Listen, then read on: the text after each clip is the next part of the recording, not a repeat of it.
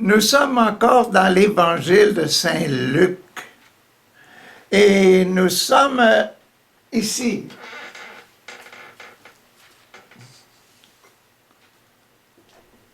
Dans le premier bloc,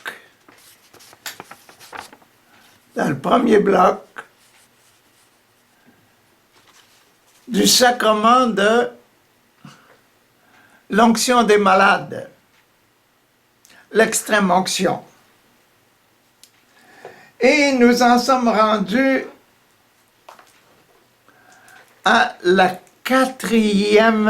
au quatrième passage, le quatrième petit épisode.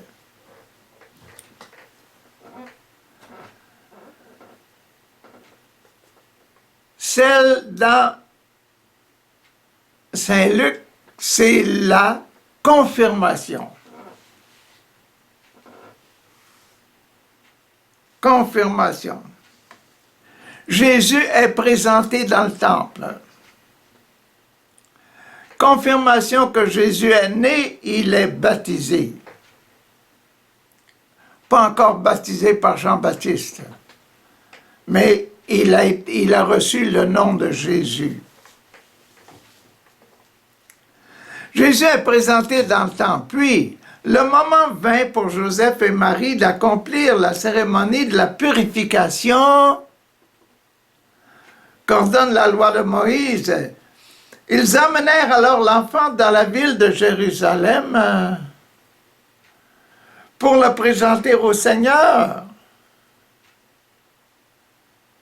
Car il est écrit dans la loi du Seigneur, tout garçon premier-né sera mis à part pour le Seigneur. Ils offrirent aussi le sacrifice que demande la loi du Seigneur, une paire de tourterelles. Ou 2 jeunes pigeons.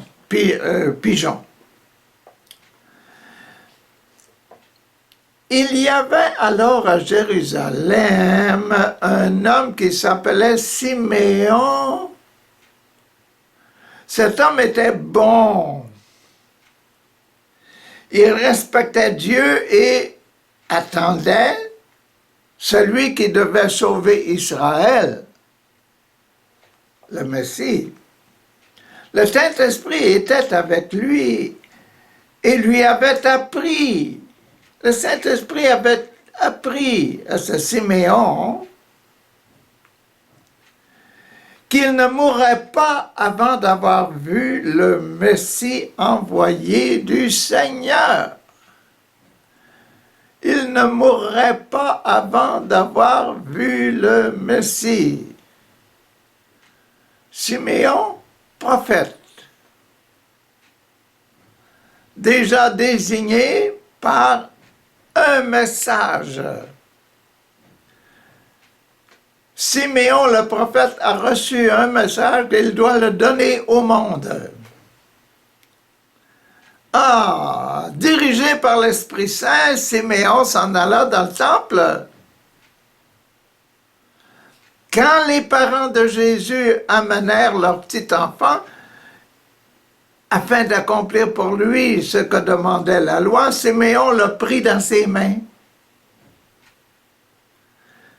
Siméon le prit dans ses bras et remercia Dieu en disant, voilà mon message. Maintenant, Seigneur, ta promesse est réalisée. Tu peux laisser ton serviteur, moi, Siméon, mourir en paix. Car j'ai vu de mes propres yeux ton salut. Wow, c'est pas une salutation seulement bonjour, bonjour. C'est le salut, salvation. Hein? Sauver. Le fait d'être sauvé. Que tu as préparé devant tous les peuples. C'est la lumière qui fera connaître aux nations du monde, qui te fera connaître, c'est la lumière qui te toi, Dieu, qui fera connaître Dieu aux nations du monde et donnera en même temps la gloire d'Israël, la gloire de ton peuple choisi. Ah! Siméon a fait sa prophétie.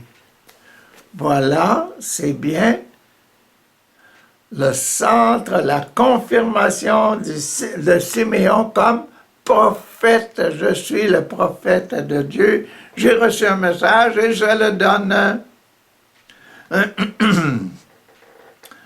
Le père et la mère de Jésus étaient tout étonnés de ce que Siméon disait de lui. Siméon l'a béni et dit à Marie, la mère de Jésus, Siméon dit à Marie, la mère de Jésus, Dieu a choisi cet enfant, hein, ce petit Jésus. Hein. Dieu a choisi cet enfant pour causer la chute et le relèvement de beaucoup en Israël, de beaucoup de monde en Israël.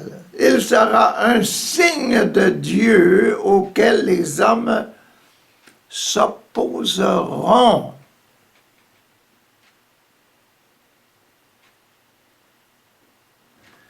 Il sera un signe de Dieu auquel les hommes s'opposeront.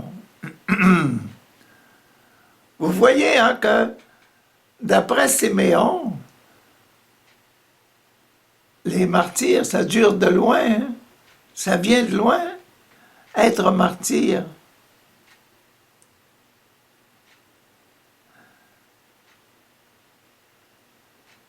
Les gens qui martyrisent, ça vient de loin.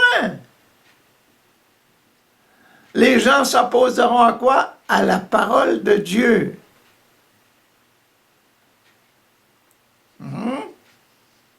Il sera un signe de Dieu auquel les hommes s'opposeront, et il fera ainsi apparaître en pleine lumière les pensées cachées dans les cœurs de beaucoup.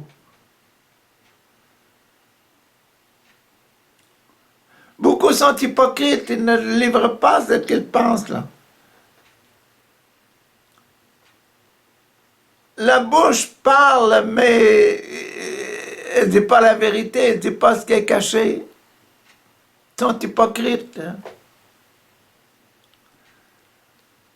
Quant à toi, femme, quant à toi, Marie, la douleur te transpercera l'âme comme une épée.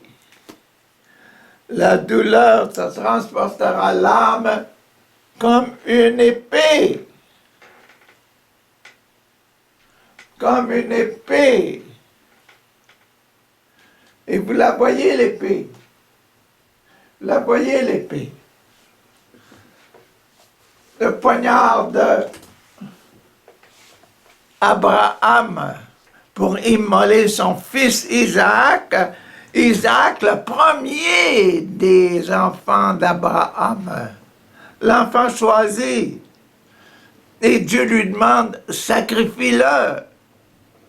Et quand il arrive le temps du sacrifice, non, Dieu demande, remplace le petit Isaac par un taureau, par un bélier. Remplace le petit Isaac par un bélier.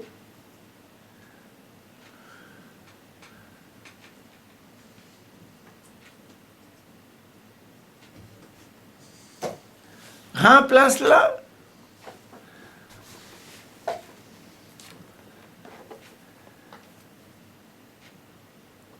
C'est le commencement du sacrifice de la messe, sacrement de l'autel. Le sacrement de l'autel, prévu aussi pas simplement par Abraham, hein?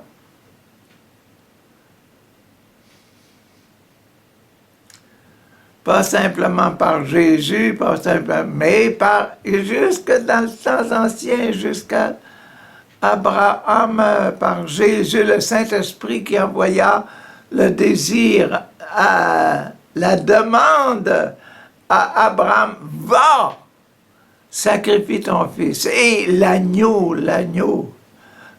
de Dieu qui efface les péchés du monde, que l'on dit à la messe régulièrement. Bon, quant à toi, femme, la douleur te transpercera l'âme comme une épée. Il y avait aussi une prophétesse appelée Anne, qui était la fille de Phanuel, de la tribu d'Azer. Elle était très âgée et elle a vécu 7 ans avec le mari qu'elle avait épousé dans sa jeunesse. Puis, demeurée vierge après 7 ans, devenue veuve après 7 ans, elle était parvenue à l'âge de 84 ans. Après 7 ans de mariage, veuve, restée veuve, jusqu'à l'âge de 84 ans.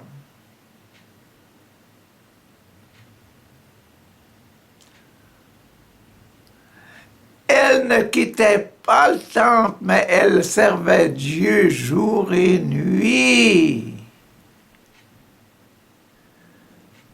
Persévérance dans la prière. C'était une prophète pour nos temps. Une prophète de ce temps-là, une prophète d'aujourd'hui, parce qu'aujourd'hui, prier, je crois que c'est sorti un peu de nos habitudes. Il faut faire rentrer ça dans nos habitudes pour aimer profondément notre religion et aimer profondément Jésus et aimer profondément notre voisin. La prière, c'est le levain de la vie spirituelle. C'est ça qui fait gonfler notre vie humaine et notre vie divine. Avec la prière, on est toujours sûr de soi et toujours heureux d'être en Dieu et avec Dieu.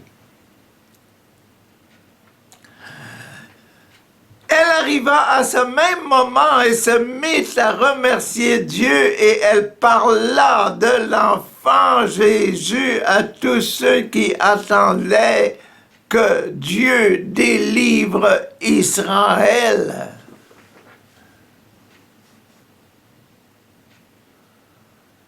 Imaginez-vous, elle ne connaissait pas ce petit Jésus, elle le voit là, et elle commence à parler de lui, parler, dire c'est lui qui délivre Israël, n'ayez pas peur de lui, écoutez-le, suivez-le bien dans tout ce qu'il va dire.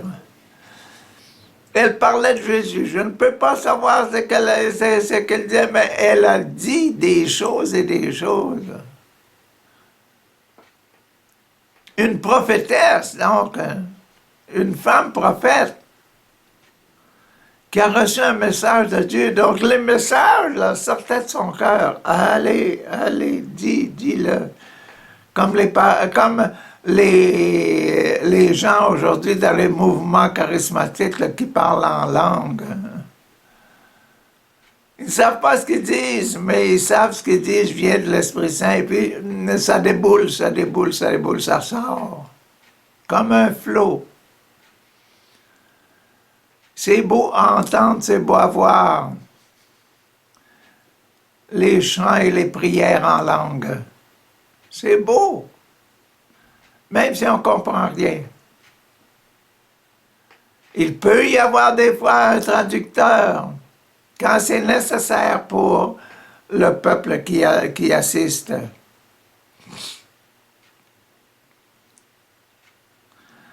Ah, maintenant, voyons Jésus à l'âge de 12 ans. Chaque année, les parents de Jésus, ça c'était Jésus bébé là avant, là. Là, on est rendu à l'âge de 12 ans. Bébé qui était dans les mains de Zacharie, non, pas Zacharie, prophète Samuel. Et puis l'autre, là, ici, là, les mains de la prophétesse Anne, Siméon et Anne. Et puis maintenant, on quitte le jeune âge et s'en va à l'âge de 12 ans. Chaque année, les parents de Jésus allaient à Jérusalem pour la fête de Pâques. Lorsque Jésus eut 12 ans, ils se rendirent à la fête comme d'habitude. Quand la fête fut terminée, ils repartirent, mais l'enfant Jésus resta à Jérusalem et ses parents ne s'en aperçurent pas. Ils pensaient que Jésus se trouvait avec leurs compagnons de voyage et firent une journée de marche. Puis ils se mirent à le chercher parmi leurs parents et leurs amis. Mais ils ne le trouvèrent pas, de sorte qu'ils retournèrent à Jérusalem en le cherchant. Le troisième jour, ils le retrouvèrent dans le temple. Il était assis au milieu des maîtres juifs. Des maîtres juifs les écoutaient et leur posaient des questions. Jésus qui pose des questions.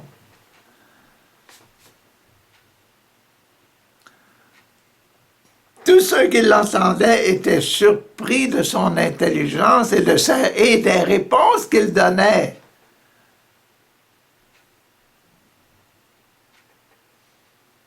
Quand ses parents le virent, ils furent très étonnés. Et sa mère lui dit, « Mon enfant, pourquoi nous as-tu fait cela? Ton père et moi, nous étions très inquiets et en te cherchant. » Il leur répondit, « Pourquoi me cherchiez-vous? Ne saviez-vous pas que je dois être dans la maison de mon père? » Mais ils ne comprirent pas ce qu'il disait. Marie et Joseph ne comprirent pas ce qu'il disait. Jésus retourna alors avec eux à Nazareth. Il leur obéissait. Sa mère gardait dans son cœur le souvenir de tous ces événements. Et Jésus grandissait de corps, progressait en sagesse et se rendait agréable à Dieu et aux hommes. Voici, bébé, naissance. Maintenant, présentation de Jésus au temple, grandissement, grandissait. Pour Jean-Baptiste, on disait, que deviendra cet enfant? Jean-Baptiste, avec ses parents, ensuite de ça, en vieillissant, où il décide d'aller dans le désert. Ah, mais Jésus, lui, ça continue, on continue à le voir pendant son jeune âge.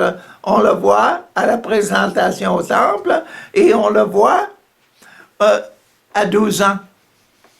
Donc, on voit là, c'est le temps, ce passage-là.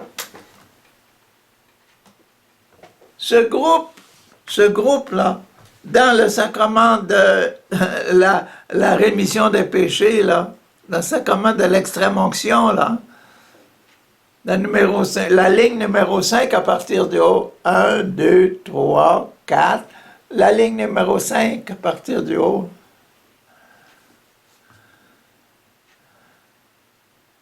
Extrême-onction. Je te pardonne tes péchés, voici le corps et le sang du Christ. Donc ça, c'est le temps de la transformation. C'est tout un temps, là, on est en train d'écouter, étudier le programme 1, 2, 3, 4, 5, 6, 7 sur la prise possession de soi. C'est bon? pour être un instrument de transformation, un instrument de purification, pour être pour les autres, pour tout le monde alentour de soi, pour être une médecine de salut, une pilule de salut. Ah, salut du monde. C'est ça qu'on est en train d'étudier. On est en train d'étudier le groupe qui nous fait vraiment décider de nous-mêmes de devenir quelqu'un de grand au service de l'Église et au service de Dieu, au service de la purification du monde. Ah! Et il progressait, Jésus progressait, comme le petit Jean-Baptiste progressait lui-même de son côté, en sagesse, et se rendait agréable à Dieu, Jean-Baptiste agréable à Dieu, Jésus agréable à Dieu son Père, hein? Et aussi agréable aux hommes. Mais aussi, on l'a dit, qu'il y aura des persécutions. Siméon nous l'a dit, il y a des persécutions, il est là pour être persécuté, ce Jésus-là. Et Jean-Baptiste aussi. Bon, passons maintenant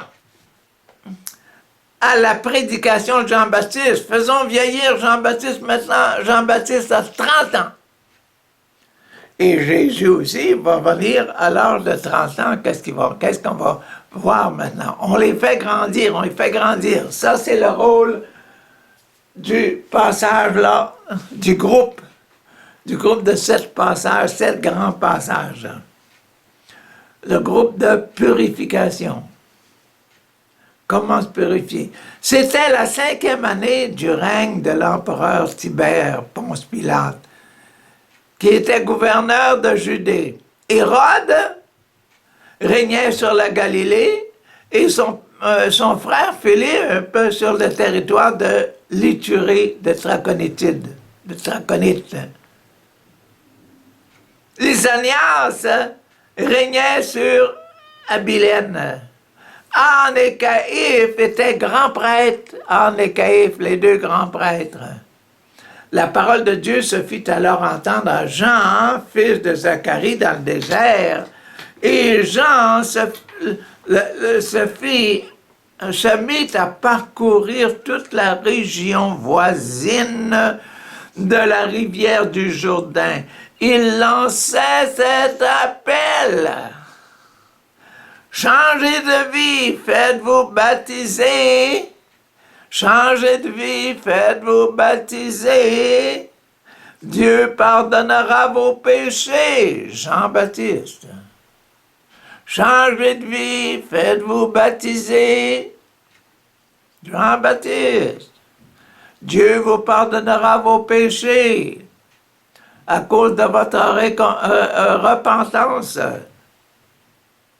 Ainsi arriva ce que le prophète Ésaïe avait écrit dans son livre.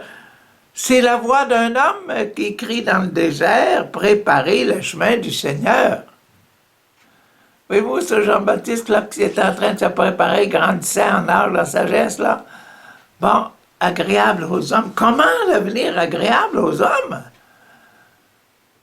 En procurant la paix. Bon, la paix, mais c'est quoi la paix? Ah, la paix de conscience. Changer de vie. Ah, c'est ça. Ah. C'est la voix d'un homme qui crie dans le désert, disait le prophète des temps anciens. Préparez le chemin du Seigneur, faites-lui des sentiers bien droits. Toute vallée sera comblée, toute montagne, toute colline seront aplanies. Les courbes de la route seront redressées. Les chemins en mauvais état seront égalisés.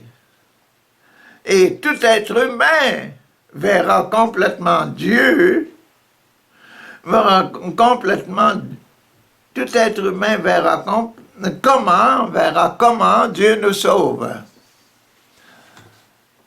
Ah,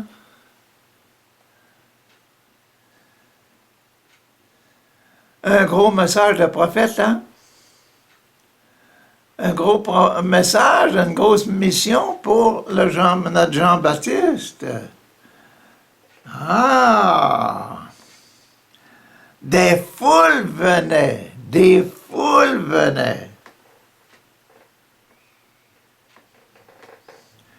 à Jean pour qu'il les baptise.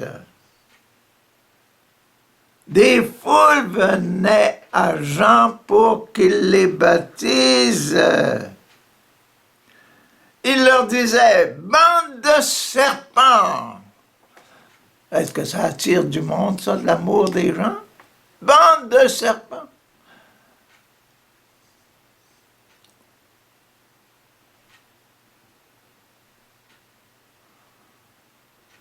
Quelqu'un qui viendra et dire, espèce d'imbécile, est-ce que tu vas l'aimer? Bande de serpents. Mais les gens venaient. C'est qu'il fallait bien qu'ils disent à tout le monde quoi faire. Bande de serpents, qui vous a enseigné que vous pourriez échapper à la colère divine qui va venir?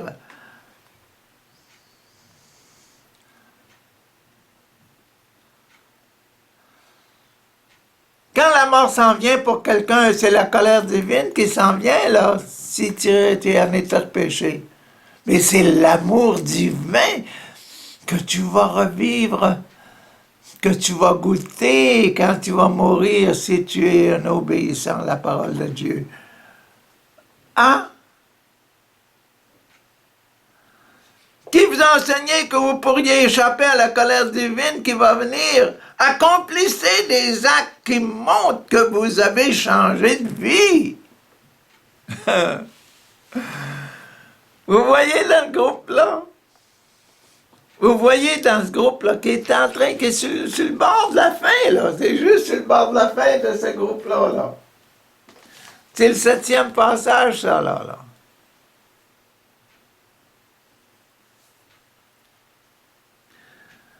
Ah! Car je vous le déclare, Dieu peut utiliser des pierres, ces pierres-là, pour en faire des descendants d'Abraham. La hache est déjà prête pour couper les arbres à la racine. Tout arbre qui ne produit pas de bons fruits va être coupé.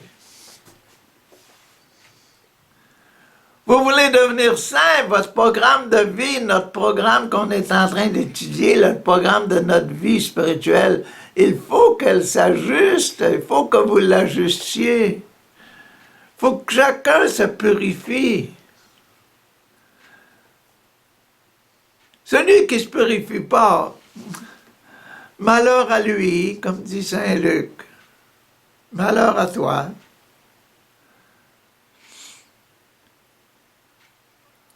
Tout arbre qui ne produit pas de bons fruits va être coupé, jeté dans le feu. Les foules lui demandèrent alors, que devons-nous faire? Il leur répondit, celui qui a 2 chemises doit en donner une à celui qui n'a rien, qui n'en a pas. Celui qui a de la nourriture doit la partager. Faites-vous l'amour, l'amour, l'amour, l'amour, l'amour de son prochain, l'amour. L'amour parfait.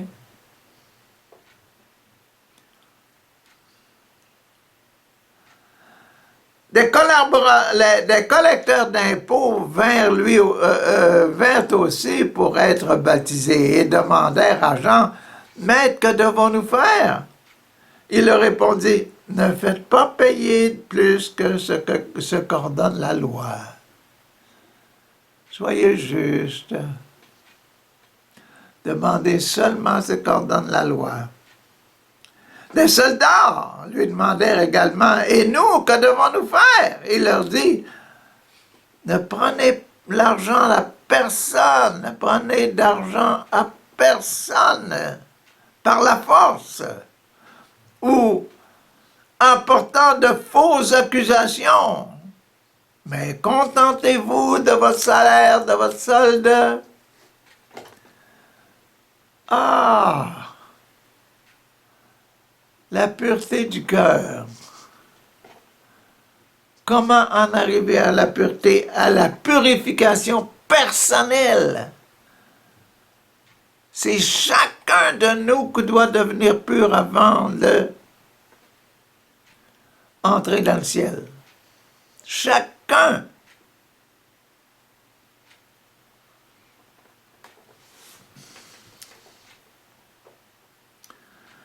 Ah.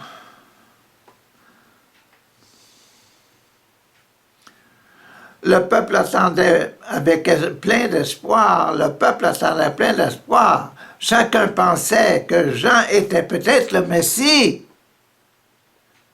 Jean leur dit alors à tous, moi, eh bien, je vous baptise avec de l'eau. Mais quelqu'un de plus puissant que moi va venir. Je ne suis même pas assez... Je ne suis pas même assez bon pour délier la courroie de ses sandales. Il vous baptisera avec le Saint-Esprit, avec l'Esprit Saint et avec du feu. Il vous baptisera avec du feu, il vous mettra le feu aux poutres, le feu au cœur, pour changer de vie. Il vous donnera assez de force que vous seriez capable de brûler tous vos obstacles, comme un dragon. Il tient dans sa main la pelle à vanner pour préparer le grain, pour séparer le grain de la paille. Il amassera le grain dans son grenier, mais il brûlera la paille dans un feu qui ne s'éteint pas.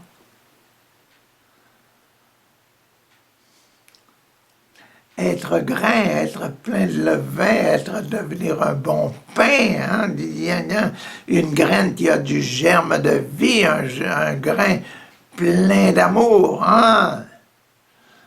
Un pain plein de grâce, plein d'amour. Ah, l'amour fait changer beaucoup. C'est en leur adressant beaucoup d'autres appels encore que Jean annonçait la bonne nouvelle au peuple. Cependant, Jean fit des reproches au gouverneur Hérode, parce qu'il avait épousé Hérodiade, la femme de son frère, et parce qu'il avait commis beaucoup d'autres mauvaises actions. Alors Hérode commit une mauvaise action de plus. Il fit mettre Jean en prison.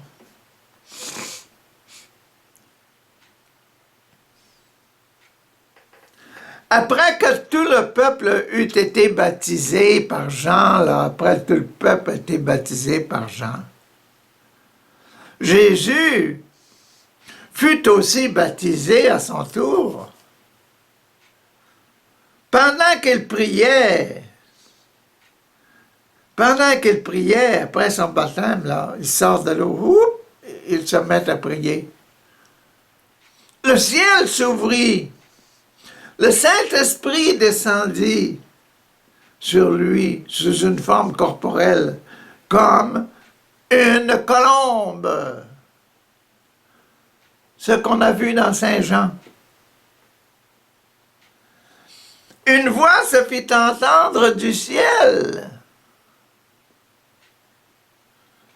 Tu es mon fils bien-aimé. Je mets en toi toute ma joie.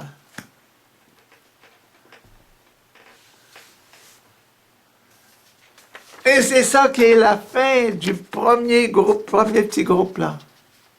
La fin, les sept passages qui remplissent ça. Ça, c'est quoi?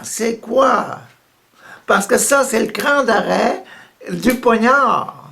C'est le cran d'arrêt du poignard, c'est ça, là. La première série. Première série dans le poignard. C'est quoi cette histoire-là? Merci Seigneur. Donc, ce sera la première partie complète. Elle est complète, là. Et c'est la rémission des péchés. Nous préparer pour aller au ciel. Nous préparer pour aller au ciel, c'est quoi? C'est faire de nous des enfants de Dieu. Ben oui, c'est la première des conditions. Et puis là, qu'est-ce qu'on a fait? Quand Jésus a été circoncis, etc., au premier jour, pour le plus etc., là, quand il était tout jeune, on l'a vu grandir, puis Jésus est devenu grand. Un homme jusqu'à l'âge de 30 ans. Ah, ben c'est ça. Nous, là, quand on est jeune, quand on est bébé, on ne se tracasse pas beaucoup de notre vie spirituelle. Mais vient un moment dans notre vie qui est très, très, très important. C'est ça aujourd'hui, ça qu'on fait là. Le moment qui nous fait prendre une décision, toute ma vie, je serai un saint, un enfant de Papa, mon Dieu.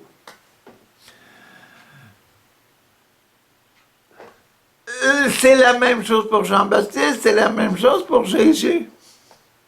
C'est ça que nous enseigne dans cette série-là. Là. Demain, on doit prendre la partie, comment Jésus vit ça lui-même, là. Comment Jésus vit ça, cette réalité-là. Comment Jésus nous enseigne à vivre ça. Là, dans cet enseignement, l'explication du Père, le programme que Papa a donné, là, c'est le programme que Papa a donné. Il faut qu'on y arrive à là.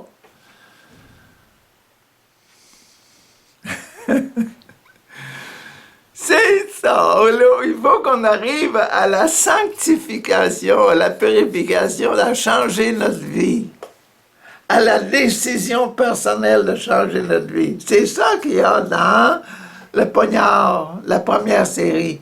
Mais demain, on va commencer comment Jésus vit ça.